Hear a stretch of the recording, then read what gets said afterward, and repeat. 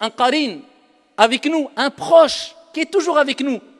Un shaitan, comme le prophète alayhi salatu wassalam a dit, un diable, mais un ange aussi. L'ange nous aspire le bien, et le diable fait tout pour nous tirer vers le mal. Et il utilise surtout cette période de la jeunesse.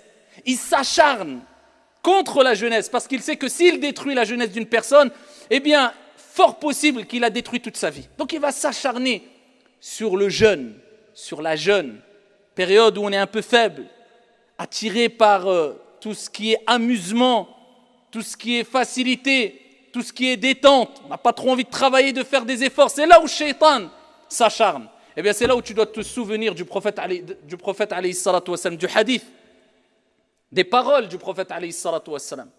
Lorsqu'il dit, profite de 5 avant 5. Et il commence par quoi? Il dit, profite de ta jeunesse avant ta vieillesse.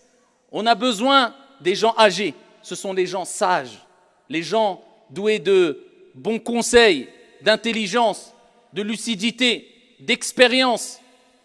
Mais avant d'arriver à cette période qui est la vieillesse, eh bien on passe par la jeunesse. Et cette jeunesse-là, c'est elle qui construit, c'est elle qui fait évoluer les sociétés.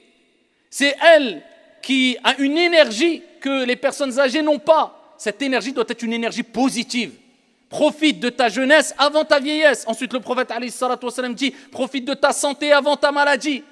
La santé ne dure pas. La jeunesse ne dure pas. Profite de ta richesse avant ta pauvreté. La richesse ne dure pas.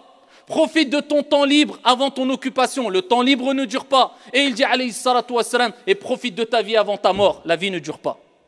Ce n'est que des tests.